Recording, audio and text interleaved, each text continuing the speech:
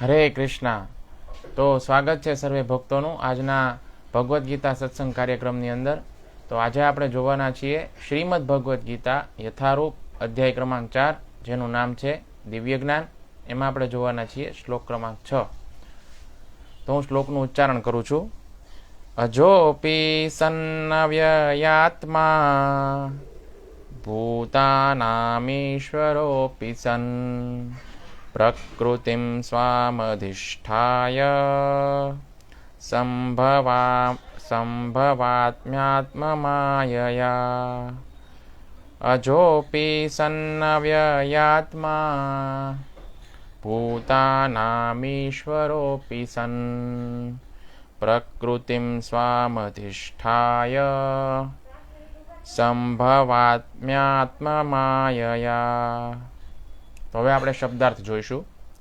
અજહ અજન્મા, અપી જોકે, સન હોવા છતાં, અવ્યય અવિનાશી, આત્મા શરીર, ભૂતાનામ જન્મ પામનાર સર્વના, ઈશ્વર પરમેશ્વર, અપી જોકે, સન એમ હોવાથી, પ્રકૃતિમ દિવ્ય રૂપમાં, સ્વામ મારી, અધિષ્ઠાય એ રીતે સ્થિત, સંભવામી હું અવતરું છું, આત્મમાયયા મારી અંતરંગા શક્તિ દ્વારા. તો હવે આપણે જોઈશું અનુવાદ. હિઝ ડિવાઇન ગ્રેસ એસી ભક્તિવેદાંત સ્વામી શીલ પ્રભુપાદ દ્વારા. શીલ પ્રભુપાદ કી જય. જોકે હું અજન્મા છું અને મારો દિવ્ય દેહ કદી નાશ પામતો નથી, તથા હું સર્વ જીવોનો સ્વામી છું, છતાં હું દરેક યુગમાં મારા દિવ્ય મૂળ રૂપમાં પ્રગટ થાઉં છું. તો હવે આપણે ભાવાર્થ જોઈશું. ભગવાન એક સાધારણ મનુષ્ય જેવા ભલે દેખાય, છતાં તેમણે પોતાના જન્મની વિલક્ષણતા વિશે કહ્યું છે. તેમને પોતાના અનેક પૂર્વજન્મોની સ્મૃતિ રહે છે, જ્યારે સામાન્ય માણસને થોડા કલાક પૂર્વે પોતે કરેલા કાર્યનું પણ વિસ્મરણ થઈ જાય છે. જો કોઈ પૂછે કે તમે ગઈકાલે આ સમયે શું કરતા હતા, તો સામાન્ય વ્યક્તિની માટે તરત જવાબ આપવાનું મુશ્કેલ બને છે.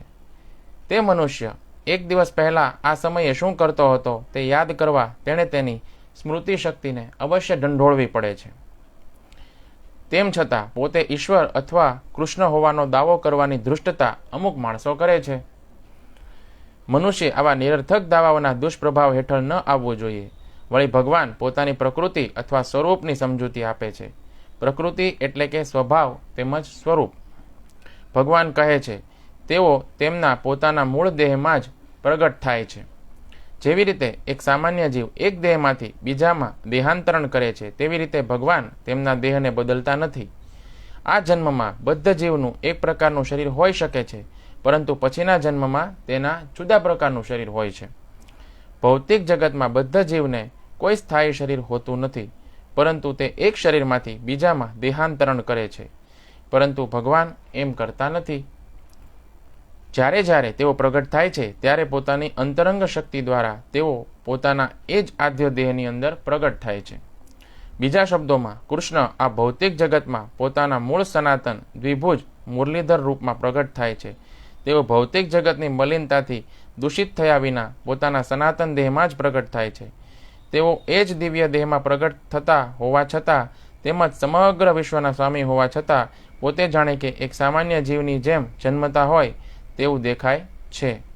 વળી તેમના દેહનો ભૌતિક શરીરની જેમ ક્ષય પણ થતો નથી, છતાં એવું લાગે છે કે જાણે ભગવાન શ્રી કૃષ્ણ બાલ્યાવસ્થામાંથી કુમારા અવસ્થામાંથી યુવા અવસ્થામાં આવતા હોય. પરંતુ આશ્ચર્યની વાત તો એ છે કે યુવા અવસ્થાથી વધારે ઉંમરના તે થતા જ નથી. કુરુક્ષેત્રના યુદ્ધ સમયે તેમને અનેક પૌત્રો હતા, અથવા બીજી રીતે કહી શકાય તો ભૌતિક ગણના પ્રમાણે તેઓ વયોવૃદ્ધ હતા, તો પણ તેઓ 20-25 વર્ષના યુવાન જેવા દેખાતા હતા.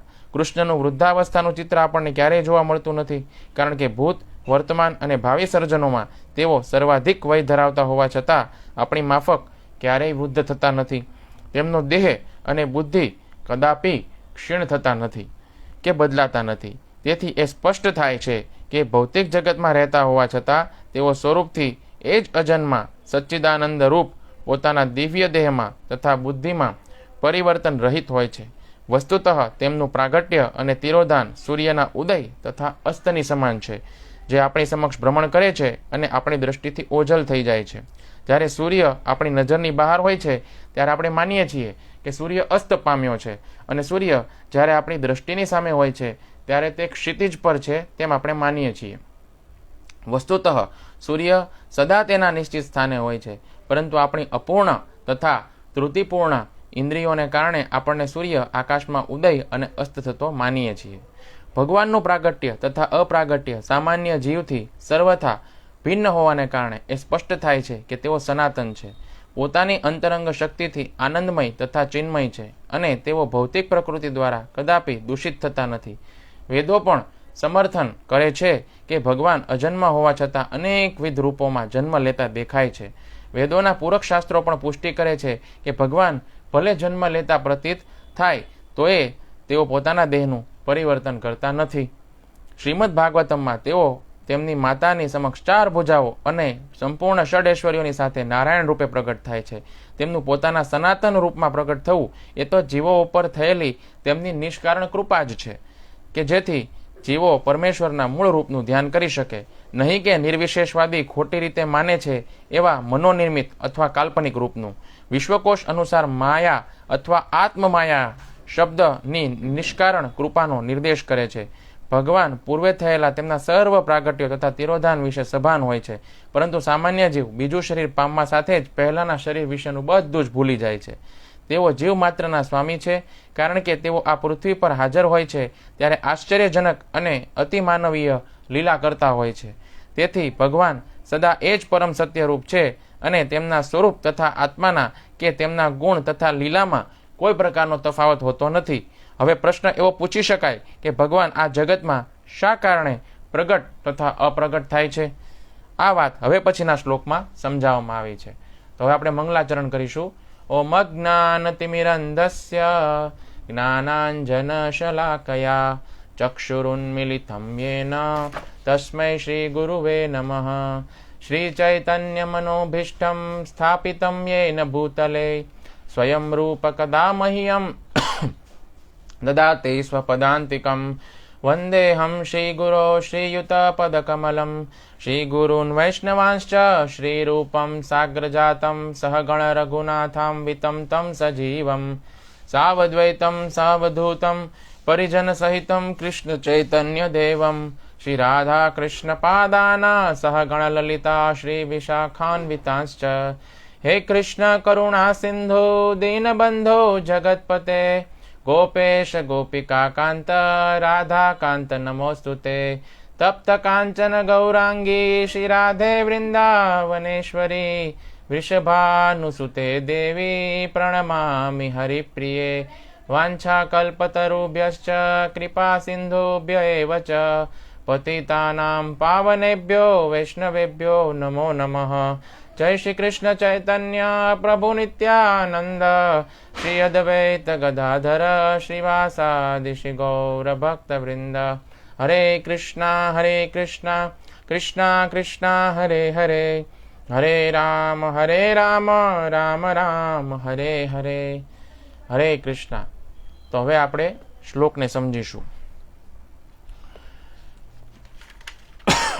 આ શ્લોકમાં ભગવાન પોતાના વિષયમાં એવી કેટલીક વિશેષ વાતો બતાવી રહ્યા છે કે જે કેવળ એમનામાં જ છે, અન્ય કોઈ જીવની અંદર નથી. ભગવાન કહી રહ્યા છે કે યદ્યપિ હું અજન્મા અવિનાશી તથા સમસ્ત જીવોનો સ્વામી છું, તેમ છતાં મારી પ્રકૃતિમાં સ્થિત થઈને મારી અંતરંગા શક્તિની દ્વારા જ હું પ્રગટ થાઉં છું. કૃષ્ણ અજન્મા અને અવિનાશી છે. ભગવાનનો ક્યારેય જન્મ નથી થતો, પરંતુ આપણે સૌ જન્માષ્ટમી તો ઉજવીએ જ છીએ. જન્માષ્ટમીને દિવસે, અષ્ટમીને દિવસે તેમનો જન્મ થયો. આત્મા પણ અજન્મા અને અવિનાશી છે, અને આત્મા પણ ભગવાનમાંથી જ તો આવી છે. તો આ ક્વોલિટી આત્મામાંથી આવી ક્યાંથી? તો કે ભગવાનમાંથી આવી. કહેવાય છે ને કે છોકરો તો એના બાપ ઉપર ગયો છે, તો આપણા પિતા પણ એ ક્વોલિટી ધરાવે છે, એટલે એના પુત્રોની અંદર પણ આ પ્રકારની ક્વોલિટી આવી છે. તો કેમ આપણે એવું બોલીએ છીએ કે ભગવાનનો તો જન્મ થયો છે? વસુદેવ, દેવકી, નંદ અને યશોદાને ત્યાં કૃષ્ણનો જન્મ થયો. સૂર્ય પૂર્વ દિશામાંથી ઉદય પામે છે. તમે એવું ન કહી શકો કે સૂર્ય આજે જ પેદા થયો અને સાંજે પાછો મરી ગયો. શું તમે એવું કહેશો? સનરાઈઝ પહેલા પણ એ સન જ હતો અને સન સેટ પછી પણ એ સન જ રહેવાનો છે. ભગવાનના પ્રાગટ્ય પહેલા પણ એ ભગવાન જ હતા અને ભગવાનના અંતર્ધાન પછી પણ એ ભગવાન જ રહેવાના છે. એ તો માત્ર આપણી આંખો ઉપરથી ઓझલ થાય છે, બસ માત્ર ઓझલ થાય છે અને ક્યાંક બીજે પ્રગટ થઈ જાય છે. સૂર્ય આજે સાંજે અહીંયા ડૂબી જશે અને કાલે સવારે ન્યુયોર્કની અંદર ફરી પાછો ઉગશે. ન્યુયોર્કની અંદર લોકો કહેશે ગુડ મોર્નિંગ અને અહીંયા ભાવનગરની અંદર લોકો કહેશે ગુડ નાઇટ. તો અહીંયા ભાવનગરની અંદર સૂર્ય અસ્ત થયો છે પણ ન્યુયોર્કની અંદર સૂર્ય ઉગ્યો છે. તો ભગવાન પણ હંમેશા રહે છે. શ્રી કૃષ્ણ જ્યારે પ્રગટ થાય છે તો એ આ બ્રહ્માંડની અંદર પોતાની લીલા શરૂ કરે છે. એને આપણે કહીએ છીએ ભગવાનનો આવિર્ભાવ. આ બ્રહ્માંડમાં આવતા પહેલા કૃષ્ણ બીજા એક અન્ય બ્રહ્માંડની અંદર હતા. ત્યાં આગળ પોતાની લીલા કરતા હતા. ત્યાંની લીલા સમાપ્ત કરી અને આ બ્રહ્માંડની અંદર એમણે એન્ટ્રી કરી. એટલા માટે એમને ભગવાનનો આવિર્ભાવ કહેવામાં આવે છે. આ બ્રહ્માંડમાં લીલા પૂરી કરી અને ભગવાન જ્યારે અન્ય બ્રહ્માંડની અંદર લીલા કરવા માટે જશે ત્યારે બીજા બ્રહ્માંડની અંદર એમની લીલા શરૂ થાય છે, જેને કહેવામાં આવે છે ભગવાનનો તિરોભાવ થયો. તો જેવી રીતે સૂર્ય 24 કલાક પછી ફરી આવે છે, આવી રીતે કૃષ્ણ ફરી પાછા આવશે. જ્યારે ભગવાન બીજા બ્રહ્માંડની અંદર છે અત્યારે ભગવાન બીજા બ્રહ્માંડની અંદર અન્ય જીવો ઉપર કૃપા કરી રહ્યા છે. એ ફરી આ બ્રહ્માંડની અંદર આવવાના છે. પણ ક્યારે? તો કે બ્રહ્માજીના દિવસ દરમિયાન. હવે બ્રહ્માજીનો દિવસ એટલે 1000 દિવ્ય યુગ. 1000 દિવ્ય યુગની અંદર 7 મન્વંતરના 1000 દિવ્ય યુગમાં 7મા મન્વંતરના 28મા દિવ્ય યુગના દ્વાપર યુગમાં ભગવાન શ્રી કૃષ્ણ પ્રગટ થાય છે અને કળયુગની અંદર ચૈતન્ય મહાપ્રભુ પ્રગટ થાય છે. અત્યારે પણ કૃષ્ણ છે પણ અન્ય બ્રહ્માંડની અંદર છે. તમે વિચારી શકો છો કે કૃષ્ણ ગાયો ચરાવતા હશે, માખણ ચોરી કરી રહ્યા હશે, કારણ કે કૃષ્ણની જે લીલા છે એ તો નિત્ય લીલા છે. કૃષ્ણ ઈચ્છે તો અત્યારે અહીંયા પ્રગટ થઈ શકે છે અને કોઈ પણ બ્રહ્માંડમાંથી ક્યાંય પણ જઈ શકે છે. સમસ્ત જીવો પણ અજન્મા છે. એનો મતલબ કે એમની આત્મા અજન્મા છે, પરંતુ શરીર તો આત્માથી અલગ છે. આત્મા છે તે અજન્મા છે. શરીરની વાત અહીંયા નથી કરવામાં આવી. શરીર અને આત્મા બંને અલગ અલગ છે. આત્મા છે એ પણ ભગવાનની જેમ જ અજન્મા છે. આ પ્રકારે આ ભૌતિક સંસારની અંદર સમસ્ત જીવો અજન્મા છે, પરંતુ જન્મથી બંધાયેલા હોવાને કારણે એમને અહીં જન્મ લેવો પડે છે. અર્થાત એમને ભૌતિક શરીરની પ્રાપ્તિ વારંવાર થાય છે, જે સમસ્ત જીવોની માટે અત્યંત કષ્ટપૂર્ણ વાત છે. પરંતુ જ્યારે ભગવાન શ્રી કૃષ્ણની વાત કરવામાં આવે છે તો આપણને કેવળ એમની આત્માને જ નહીં પરંતુ એમના શરીરને પણ આપણે અજન્મા સમજવું જોઈએ. ભગવાન શ્રી કૃષ્ણનું શરીર અને આત્મા બંને એક જ છે, કારણ કે બંને આધ્યાત્મિક છે અને બંને અજન્મા છે. જો આપણી વાત કરવામાં આવે તો આપણું શરીર છે તે પંચમહાભૂતનું બનેલું છે. પૃથ્વી, જળ, અગ્નિ, વાયુ અને આકાશ અને ભૌતિક છે. એટલે શરીરનો નાશ થઈ જાય છે, પરંતુ આત્મા છે તે અવિનાશી છે. આત્મા જે છે તે અજન્મા છે, પરંતુ શરીરનો નાશ ચોક્કસ થાય છે. શ્રી કૃષ્ણના આત્માને શરીરમાં કોઈ જ અંતર નથી. એમાં દેહ અને દેહી આ બંનેનો ભેદ નથી. તો આશ્ચર્યની વાત તો એ છે કે શ્રી કૃષ્ણ અજન્મા છે, એમને કોઈ જ પ્રકારના જન્મનું બંધન નથી. તો પછી શ્રી કૃષ્ણ અહીં જન્મ શા માટે લે છે? આ ભૌતિક સંસારની અંદર સમસ્ત જીવો કૃષ્ણથી વિમુખ હોવાને કારણે અનેક પ્રકારની ભૌતિક ઈચ્છાઓ કરે છે તથા પોતાની ભૌતિક ઈચ્છાઓ પૂરી કરવા માટે પોતપોતાના કર્મ અનુસાર વારંવાર જન્મ લે છે. માટે સામાન્ય વ્યક્તિનો તો તર્ક એવો છે કે ઈશ્વર અજન્મા હોવા છતાંય જન્મ શા માટે લે છે? એમના વિચારથી તો આ અત્યંત નિંદાની વાત છે કે ઈશ્વરે આ ભૌતિક સંસારની અંદર જન્મ લેવો પડે છે. વૈદિક ધર્મ સિવાયના બીજા જે અન્ય ધર્મો છે જેવા કે મુસ્લિમ, ખ્રિસ્તી, આ બધાની અંદર ઊંડાણપૂર્વકની વાતો નથી કહેવામાં આવી. આ બધા ધર્મોમાં એવું કહેવામાં આવે છે કે ઈશ્વરનું એક જ સ્થાન છે, જેને જન્નત કહો કે સ્વર્ગ કહો, એ ઈશ્વરનું રાજ્ય છે. ઈશ્વરને પોતાના એ રાજ્યને છોડી અને અહીંયા આવવાની કોઈ જ પ્રકારની આવશ્યકતા નથી. માયાવાદી લોકો તો એવું કહે છે કે જ્યારે ભગવાન આ ભૌતિક જગતની અંદર આવે છે તો એણે ભૌતિક શરીરને ધારણ કરી અને અહીં આવવું પડે છે. આવી રીતે ઈશ્વરની મહિમાની અંદર કમી આવી જાય છે અને ઈશ્વરે પણ ભૌતિક પ્રકૃતિના બંધનની અંદર મનુષ્યની જેમ જ તે બંધાઈ જવું પડે છે. એમના તર્કના ઉત્તરની અંદર અમે એમને પ્રશ્ન કરીએ છીએ કે કોઈ રાજા જ્યારે રાજ્યને અંતર્ગત કોઈ કારાગૃહ હોય એની અંદર કેદીઓને જોવા માટે જાય તો શું એ પણ કારાગારના નિયમથી બંધાઈ જાય છે? એ તો કેદીઓનું નિરીક્ષણ કરવા માટે ગયા છે અને ત્યાં આગળ રહેલા બધા કેદી છે એ એવું સમજે છે કે આપણી જેમ જ એક કેદી છે અને આણે પણ કંઈક એવું કૃત્ય કર્યું છે, કંઈક કાર્ય કર્યું છે જેથી કરીને આને પણ કારાવાસની સજા થઈ છે. તો એ લોકો એવું માને પોતાની જેવા કેદી, તો એ કેદીઓની મૂર્ખતા છે. પરંતુ એ ખરેખર તો રાજા છે અને ત્યાં આગળ કારાગૃહનું નિરીક્ષણ કરવા માટે આવેલા છે. તો કારાગૃહના મૂર્ખ કેદીઓ એવું વિચારે છે કે રાજા કારાગૃહની અંદર આવ્યો છે તો એ પણ આપણી જેમ જ કેદી છે, વો ભી 420 ઓર હમ ભી 420. તો આપણે સમજવું જોઈએ કે રાજા માટે કોઈ જ બંધન નથી, ચાહે એ મહેલની અંદર રહે કે કારાગૃહની અંદર રહે. આવી જ રીતે કૃષ્ણની મહિમાની અંદર ક્યારેય કોઈ પ્રકારની કમી આવતી નથી, ચાહે એ ભૌતિક જગતની અંદર રહે કે પછી આધ્યાત્મિક જગતની અંદર રહે. કેદીઓએ કોઈક એવા કર્મો કર્યા છે એટલે એને સજા રૂપે કારાગૃહની અંદર રાખવામાં આવ્યા છે. રાજા પોતાની ઈચ્છાથી આવે છે અન્ય કેદીઓને સુધારવા તથા તેમની સજા ઓછી કરવાના હેતુથી આવે છે. એમનું કોઈ કર્મ એવું નથી જેથી કરીને એમને કારાગૃહની અંદર સજા કાપવા માટે આવવું પડે. સડક ઉપર ચાલતી ગાડીઓની માટે એક સિગ્નલ હોય છે, રેડ સિગ્નલ. તો જ્યારે રેડ સિગ્નલ થાય છે ત્યારે સડક ઉપર ચાલતી ગાડીઓ ઊભી રહી જાય છે, તો એને ટ્રાફિકના નિયમનું પાલન કર્યું કહેવાય. હવે ટ્રાફિકના નિયમનું જો એ પાલન કરે તો એને કોઈ પ્રકારનો દંડ થતો નથી, પરંતુ આકાશની અંદર ઉડતા વિમાન છે એને આ નિયમ લાગુ પડતો નથી. તો નીચે એને રેડ લાઇટ થાય તો પછી એ વિમાન છે તેને ઊભા રહેવાની કોઈ જરૂર નથી. વિમાન તો પોતાના પથ ઉપર આગળ વધશે, એનું કાંઈ ચલણ નહીં કપાય, કારણ કે નીચેના ટ્રાફિકના નિયમો ઉપર વિમાનને લાગુ નથી પડતા. આવી જ રીતે rules and regulations, law of karma આપણી ઉપર લાગુ થાય છે પણ ભગવાન ઉપર લાગુ પડતા નથી, કારણ કે ભગવાન આ બધાથી પરે છે. આગળ ભગવાન કહે છે કે હું અવિનાશી છું, મારું શરીર પણ અવિનાશી છે, છતાં પણ હું આ ભૌતિક જગતની અંદર જન્મ લઉં છું. તો હવે આપણે વિચાર કરીશું કે સામાન્ય જીવોનો જન્મ શા માટે થાય છે?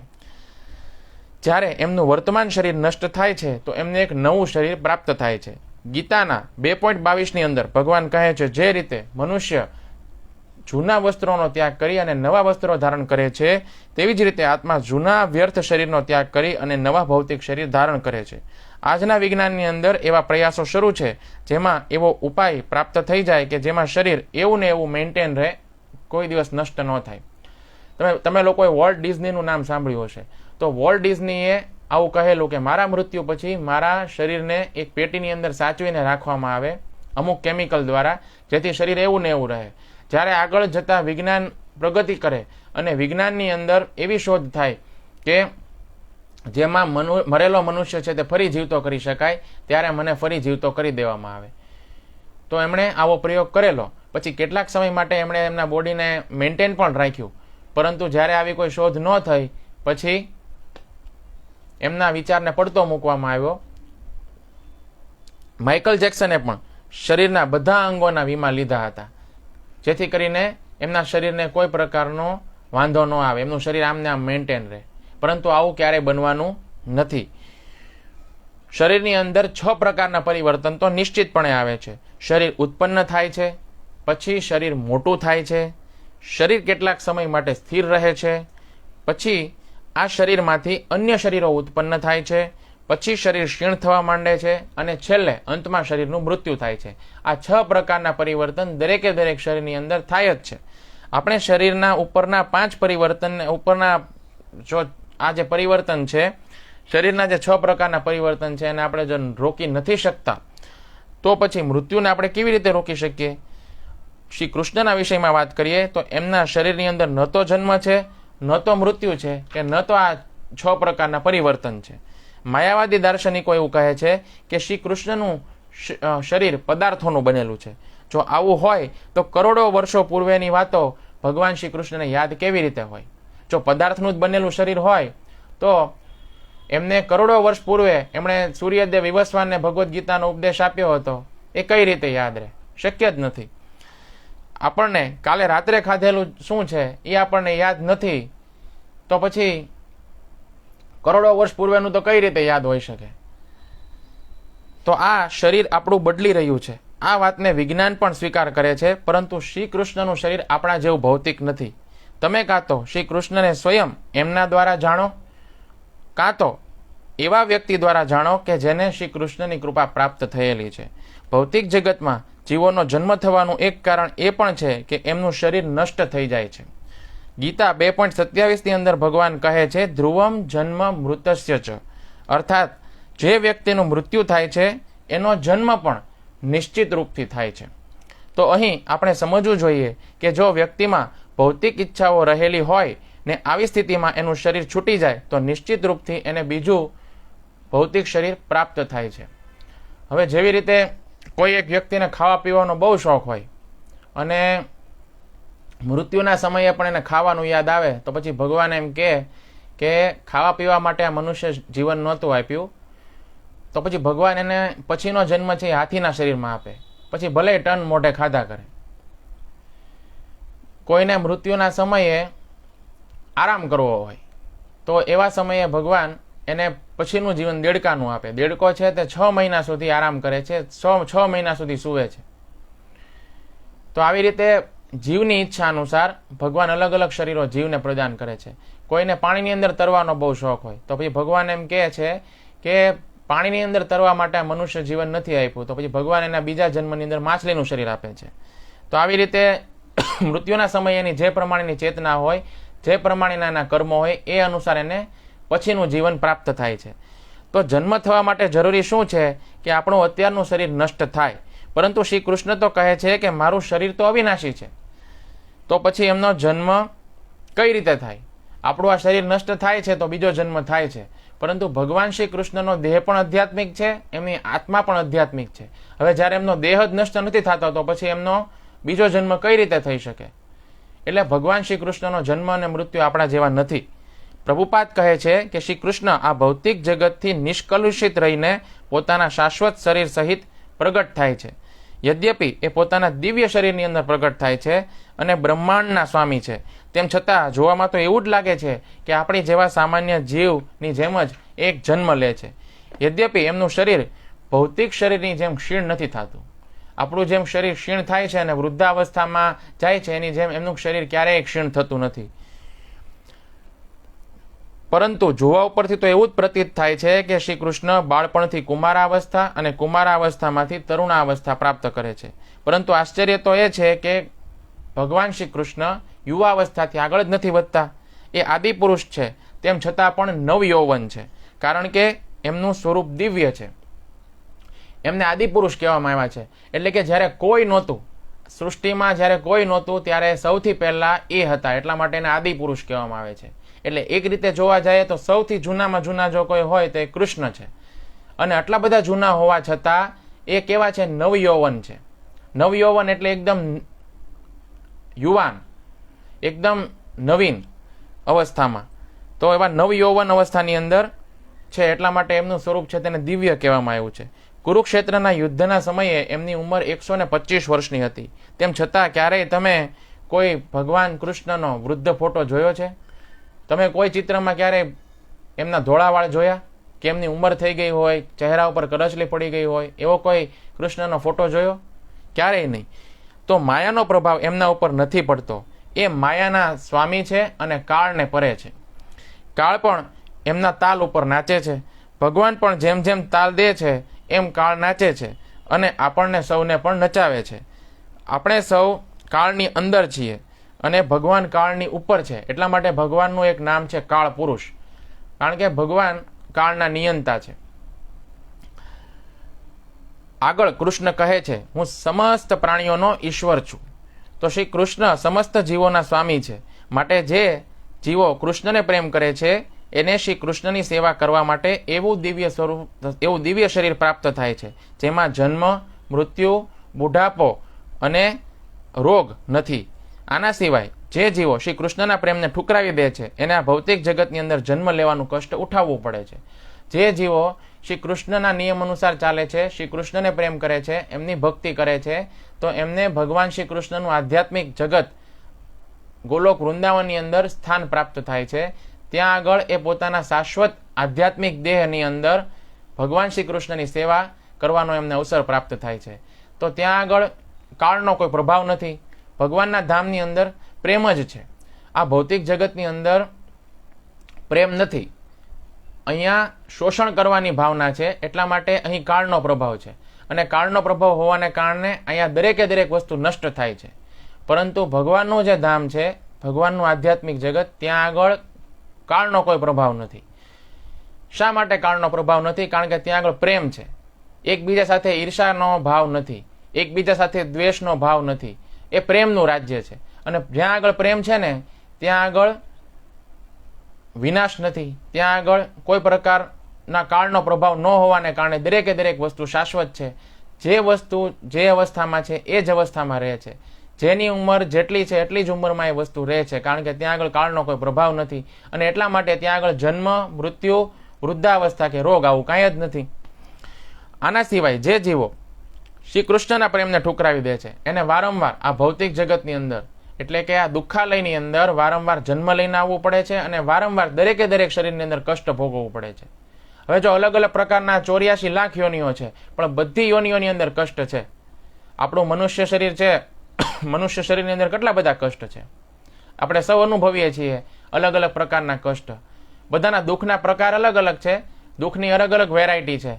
જેવી રીતે બહેનો છે, એ કોઈ દુકાનની અંદર જાય અને એમ કહે કે ભાઈ મારે સાડીઓ બતાવો, તો દુકાનદાર એમ કહે કે ભાઈ સાડીઓ છે, પણ અલગ અલગ વેરાયટીની સાડીઓ છે, ઘણી બધી વેરાયટીની સાડી છે. તો એ ઘણી બધી અલગ અલગ વેરાયટીની સાડી પાથરી દે, એમાંથી બહેનો છે એ પસંદ કરે સાડી. એવી રીતે દુઃખ છે, પણ અલગ અલગ વેરાયટીના દુઃખ છે.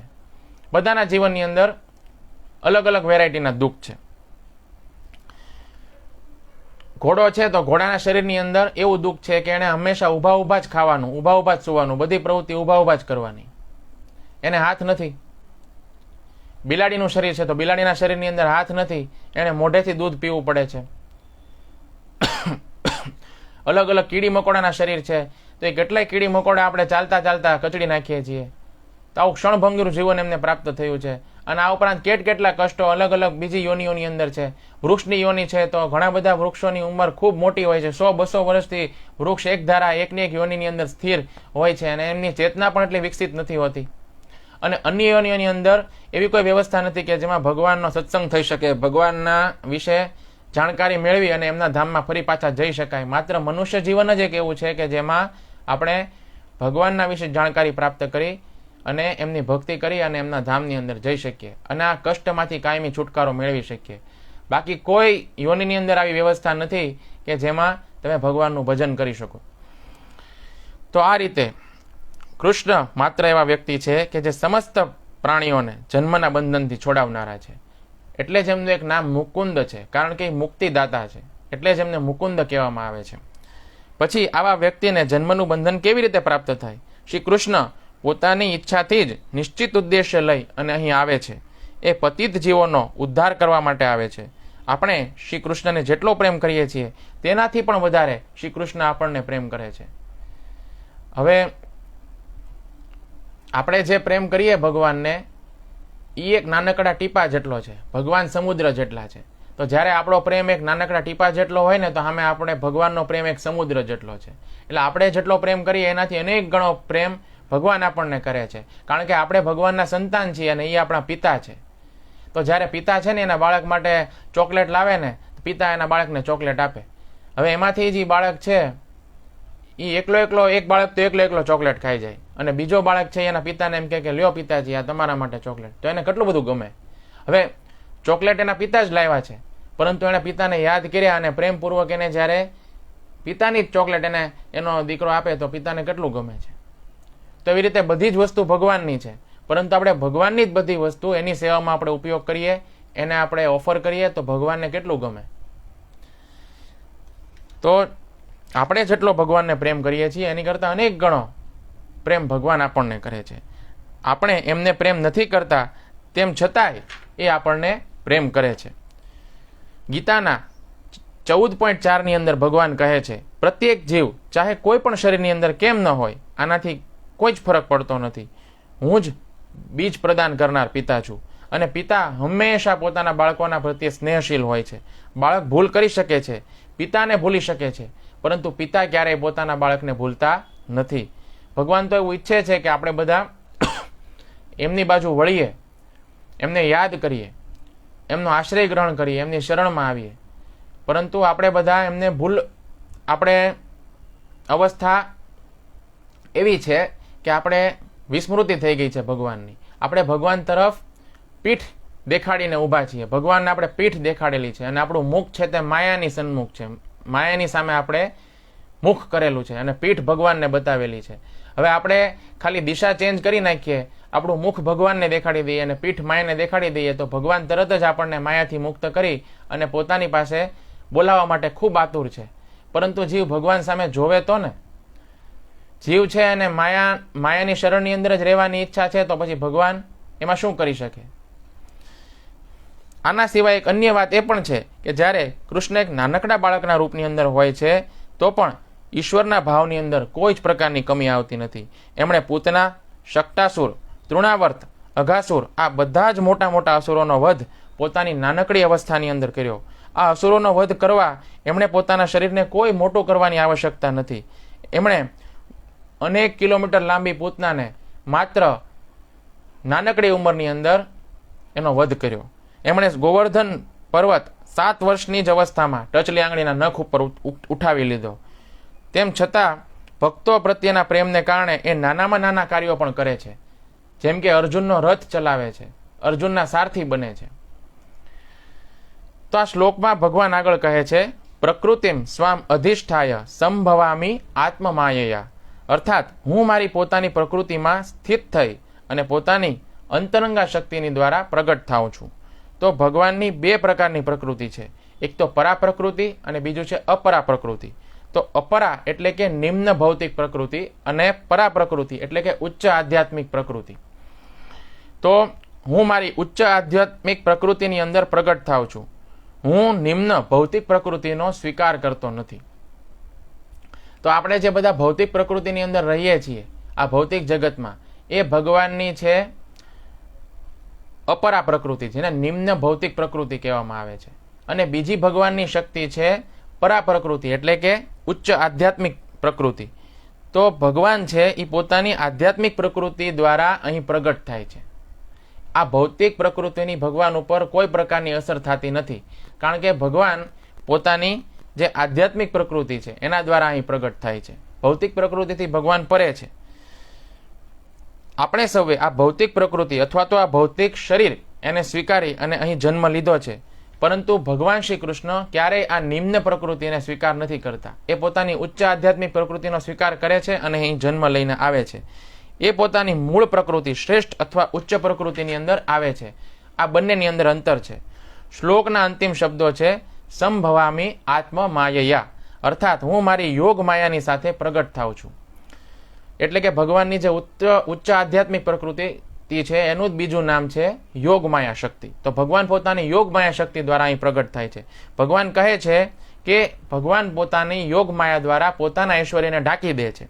જે ભક્ત છે એ કૃષ્ણને પોતાની જેવા મનુષ્ય સમજી એમની સાથે સ્નેહના અનેક પ્રકારના સંબંધો જોડે છે તથા એમની સેવા કરે છે. જેમ કે યશોદા માતા છે, ગોપ બાળકો છે અને અન્ય ગોપીઓ છે, આ બધા ભગવાનના પ્રેમી ભક્તો છે. તો ભગવાન શું કરે છે? પોતાના ઐશ્વર્યને પ્રગટ નથી કરતા બધાની સામે, પોતાની યોગ માયા દ્વારા પોતાના ઐશ્વર્યને ઢાંકી દે છે. એટલે એ બધાને સામાન્ય મનુષ્ય જેવા જ પ્રતીત થાય છે અને ભગવાન સાથે સ્નેહનું આદાન પ્રદાન કરે છે, સ્નેહનું બંધન બાંધે છે અને ભગવાન સાથે પ્રેમની આપલે કરે છે. અને તો જ પ્રેમની આપલે થાય ને. ભગવાન પોતાના ઐશ્વર્યને ઢાંકી દે તો જ પ્રેમની આપલે થાય. કારણ કે જ્યાં ભગવાનનું ઐશ્વર્ય આવી જાય છે ત્યાં તો પછી બધા ભગવાનને પગે લાગે, ભગવાનને નમસ્કાર કરે, તો ત્યાં આગળ પછી સ્નેહનું આદાન પ્રદાન ન થાય. અર્જુન અને કૃષ્ણની વચ્ચે સખાનો સંબંધ હતો, મિત્રતાનો સંબંધ હતો, પરંતુ જ્યારે ભગવાને વિશ્વરૂપ દેખાડ્યું તો વિશ્વરૂપ જ્યારે દેખાડ્યું ત્યારે અર્જુન ભગવાનને પગે લાગી અને પોતે જ્યારે ભગવાનને જે કાંઈ સંબોધનો કર્યા હતા અને જે કાંઈ પણ મિત્રતાના સંબંધે જે કાંઈ ભગવાનના અપરાધ કર્યા હતા એના બદલ અર્જુન 11મા અધ્યાયમાં ભગવાનની ક્ષમા યાચના કરે છે. તો ભગવાનની યોગમાયા શક્તિ છે એ એવી શક્તિ છે કે જેના દ્વારા ભગવાન પોતાના સમગ્ર ઐશ્વર્યને ઢાંકી દે છે, અને ઐશ્વર્ય ઢંકાઈ જાય એટલા માટે સ્નેહનું આદાન પ્રદાન થાય. તો ભગવાન ઈચ્છે છે પોતાના ભક્તોની સાથે સ્નેહનું આદાન પ્રદાન કરવા માટે, એટલા માટે ભગવાન યોગમાયા શક્તિથી ભગવાન પોતાના ઐશ્વર્યને ભૂલવાડી દે છે. જે અભક્ત છે તથા અસુર છે એ શ્રી કૃષ્ણના ઐશ્વર્યને ન સમજીને એમનો ઉપહાસ કરે છે, કૃષ્ણના ઐશ્વર્યને સમજતા નથી અને એમનો ઉપહાસ કરે છે. ગીતા 7.25 ની અંદર ભગવાન કહે છે, હું મૂર્ખો તથા અલ્પજ્ઞાનીઓની માટે ક્યારેય પ્રગટ નથી, તેમની માટે તો હું મારી અંતરંગા શક્તિ દ્વારા આચ્છાદિત રહું છું, માટે જાણી નથી શકતા કે હું અજન્મા તથા અવિનાશી છું. જે મૂર્ખ લોકો છે એના દ્વારા ભગવાન હંમેશા આચ્છાદિત રહે છે. એ લોકો ભગવાન છે એને અસ્તિત્વને સ્વીકાર કરવા નથી માંગતા, એટલા માટે ભગવાન પણ પડદો કરી લે છે, અને એ લોકો ભગવાનને સમજી ક્યારેય શકતા નથી, અને ભગવાન સુધી ક્યારેય પહોંચી પણ નથી શકતા, અને ભગવાનને તત્વ જાણી પણ નથી શકતા. ભગવાનના અનંત અવતારો આવે છે. કળિયુગમાં બુદ્ધ આવ્યા, ચૈતન્ય મહાપ્રભુ આવ્યા, અને આગળ કલ્કી પણ આવશે. ભગવાન આવે છે ગીતાને લઈને, ચૈતન્ય મહાપ્રભુ આવે છે હરે કૃષ્ણ મહામંત્રને લઈને. હરે કૃષ્ણ કૃષ્ણ કૃષ્ણ હરે હરે, હરે રામ રામ રામ હરે હરે. તો આપણે આ મનુષ્ય જીવન પ્રાપ્ત થયું છે, તો આપણે એનો લાભ શા માટે ન લેવો, આનો ફાયદો કેમ ન લેવો, આપણું ભલું શા માટે ન કરવું, અને ઉદ્ધાર શા માટે ન કરવો. ભગવાન બધા જ જીવોના સ્વામી છે, તો સ્વામીની સાથે કોણ હોય, તો કે એના સેવક હોય, એના નોકર હોય, એના દાસ હોય. તો આપણે સૌ બહુ જ સુંદર પ્રેમી અને ભક્તવત્સલ ભગવાનના નોકર છીએ. તો આપણને બહુ ગર્વ હોવો જોઈએ. અત્યારે ભૌતિક જગતની અંદર જે માલિક હોય એ નોકરનું શોષણ કરવા માંગતા હોય, પરંતુ ભગવાન કૃષ્ણ એવા માલિક નથી કે જે પોતાના દાસનું, પોતાના સેવકનું શોષણ કરે. એનો તો બહુ સરસ પ્રેમમય સંબંધ હોય છે પોતાના નોકરની સાથે. તો તમે જેમના નોકર છો તે અસાધારણ વ્યક્તિ છે. એ એટલો બધો પ્રેમ આપે છે કે સુદામાના પગને ધોઈ લે છે પોતાના હાથોથી, ભૃગુ મુનિની લાતને પોતાની છાતી ઉપર ખાઈ લે છે, અર્જુનનો રથ ચલાવે છે. સાધારણ જગતની અંદર જોવામાં આવે છે કે જે સ્વામી છે એ પોતાના નોકરને દબાવે છે અને એનું શોષણ કરવાનો પ્રયાસ કરે છે. તો ભૌતિક જગતની અંદર તો એવું જ પ્રતીત થાય છે કે નોકર બનવું એ બહુ સારી વાત નથી, પરંતુ આધ્યાત્મિક જગતની અંદર નોકર બનવું એ સૌથી મોટી ઉપલબ્ધિ છે. આની માટે જ તો દોડ લાગેલી રહે છે. પ્રત્યેક યુગની અંદર ભગવાન પોતાના દિવ્ય રૂપની અંદર પ્રગટ થાય છે.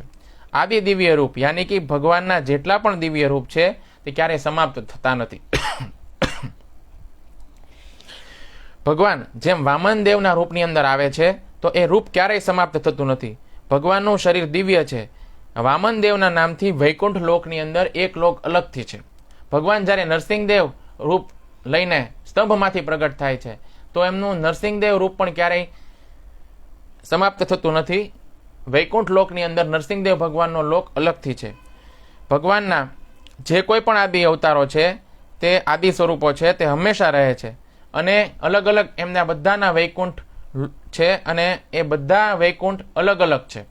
રામના જે ભક્તો છે તો વૈકુંઠની અંદર એક અયોધ્યા પણ છે, વૈકુંઠની અંદર એક દ્વારિકા પણ છે જ્યાં ભગવાન ઐશ્વર્ય ભાવની અંદર રહે છે, મથુરા પણ છે અને વૃંદાવન પણ છે. તો ભગવાન પોતાના આદિ સ્વરૂપની અંદર આવે છે અને જાય છે.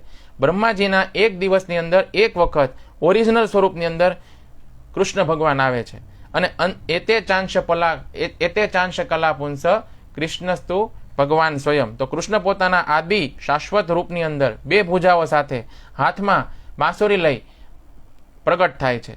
આ આદિ સ્વરૂપ વિષ્ણુનું નથી, એમનું સ્વરૂપ વાંસળી વાળું છે, ને એ એમની પર્સનાલિટીને સ્યુટ પણ કરે છે.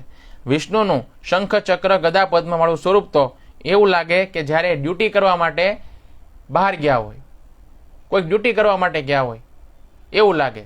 પરંતુ જેના હાથમાં વાંસળી છે અને જે એકદમ બિંદાસ વાંસળી વગાડે છે, તો એક તો એને કોઈ ડ્યુટી કરવા માટે ગયા હોય એવું આપણને જોઈને ન લાગે. એને કોઈ પ્રકારની ચિંતા નથી, એને કોઈ પ્રકારનું ટેન્શન નથી, અને એ કૃષ્ણની પર્સનાલિટીને સ્યુટ પણ કરે છે. તો માલિક હંમેશા આરામ કરતા હોય છે, અને એના જે અંશો છે તે એમની સેવા કરે છે. કૃષ્ણને કામ કરવાની કોઈ આવશ્યકતા નથી. કૃષ્ણની શક્તિઓ એમની ઈચ્છા અનુસાર અલગ અલગ જગ્યાએ કાર્ય કરતી હોય છે. તો સૂત ગોસ્વામી પણ એવું કહે છે, એ તે ચાંસ કલા પુંસ કૃષ્ણસ્તુ ભગવાન સ્વયં, કે મેં અલગ અલગ કૃષ્ણના અવતારોનું વર્ણન કર્યું, પરંતુ જે આદિ સ્વરૂપ છે, જે કૃષ્ણ છે તે બધાના સોર્સ છે. કૃષ્ણ છે તે ઈશ્વર પરમ કૃષ્ણ સચ્ચિદાનંદ વિગ્રહ અનાદિરાદિર ગોવિંદ સર્વ કારણ કારણ. બધા કારણોનું જો કોઈ કારણ છે તો એ કૃષ્ણ છે, અને કૃષ્ણમાંથી જ બધા અવતારો આવેલા છે. તો કૃષ્ણને પણ મેં આ બધા અવતારોની અંદર સમાવિષ્ટ કર્યા, તો એ મારી ભૂલ છે. એટલા માટે સૂત ગોસ્વામી કહે છે, એ તે ચાંસ કલા પુંસ કૃષ્ણસ્તુ ભગવાન સ્વયં, કે કૃષ્ણ છે તે ભગવાન સ્વયં છે, અને બાકી બધી એમની કલાઓ છે, બાકી બધા એમના અવતારો છે, અને અવતારી જો કોઈ છે તો એ કૃષ્ણ છે. બ્રહ્મ સંહિતાની અંદર પણ કહેવામાં આવ્યું છે, બ્રહ્માજી કહે છે, રામાદિમૂર્તિષુ કલા નિયમેન તિષ્ઠન નાનાવતારમ કરોદ્ભુવનેષુ કિંતુ કૃષ્ણ સ્વયં સભવભત પરમાપુમાન્યો ગોવિંદમાદિપુરુષમ તમહમ ભજામિ. જેમણે શ્રી રામ, નરસિંહ, વામન ઇત્યાદિ વિગ્રહોની અંદર નિયત સંખ્યાની કલાના રૂપમાં સ્થિત રહી અને જગતમાં વિભિન્ન અવતારો લીધા, પરંતુ જે ભગવાન શ્રી કૃષ્ણના રૂપની અંદર સ્વયં પ્રગટ થયા, એ આદિપુરુષ ભગવાન ગોવિંદનું હું ભજન કરું છું. એ આદિપુરુષ ભગવાન ગોવિંદ જ સમસ્ત અવતારોના એકમાત્ર આશ્રય તત્વ છે. સમસ્ત અવતાર એ કૃષ્ણ ઉપર નિર્ભર છે, પરંતુ એ કૃષ્ણની ભગવત્તા કોઈ અન્ય ઉપર નિર્ભર નથી. આગળ બ્રહ્માજી કહે છે, દીપાર્ચરે વહિ દશાંતરમાભ્યુપેત્ય દીપાયતે વિવૃત હેતુ સમાન ધર્મા યસ્તાત ગુરુદેવ હિ ચ વિષ્ણુતયા વિભાતિ ગોવિંદમાદિપુરુષમ તમહમ ભજામિ. જેવી રીતે એક દીપકની જ્યોત બીજા દીપકની અંદર પહોંચી અને બંને દીપકોની અંદર પૃથક રૂપથી સળગે છે, પરંતુ ગુણની અંદર એ એક સમાન હોય છે, એ પ્રકારે જે સ્વયંને વિભિન્ન પ્રકારના પ્રકાશના રૂપની અંદર પ્રદર્શિત કરે છે, એ આદિપુરુષ ભગવાન ગોવિંદનું હું ભજન કરું છું. હરે કૃષ્ણ કૃષ્ણ કૃષ્ણ હરે હરે, હરે રામ રામ રામ હરે હરે.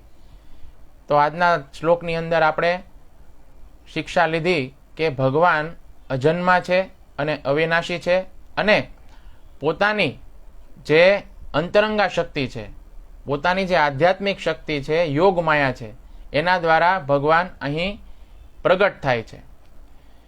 તો ભગવાન અને જીવ આ બંને વચ્ચે બહુ મોટો તફાવત છે. ભગવાન આ પ્રકૃતિથી પરે છે, એ ક્યારેય ભૌતિક પ્રકૃતિને ધારણ કરતા નથી. ભગવાનનું આત્મા અને શરીર બંને આધ્યાત્મિક છે, જ્યારે આપણું આત્મા અને શરીર બંને અલગ અલગ છે.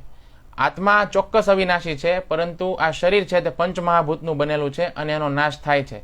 પરંતુ ભગવાનનું આત્મા અને શરીર બંને આધ્યાત્મિક હોવાને કારણે એનો ક્યારેય નાશ થતો નથી. એટલા માટે ભગવાનને જન્મ અને મૃત્યુ બંને નથી. તો આજના દિવસ માટે આટલું જ. ફરી પાછા આપણે મળીશું. ગ્રંથરાજ શ્રીમદ ભગવદ્ ગીતા કી જય. જગતગુરુ શ્રીલ પ્રભુપાદ મહારાજ કી જય. નામાચાર્ય હરિદાસ ઠાकुर की जय. हरे कृष्ण महामंत्र की जय. गीता सुनने वाले सब भक्तों की जय. निताय गौर श्री हरि प्रेमानंदे. हरि हरि बोल.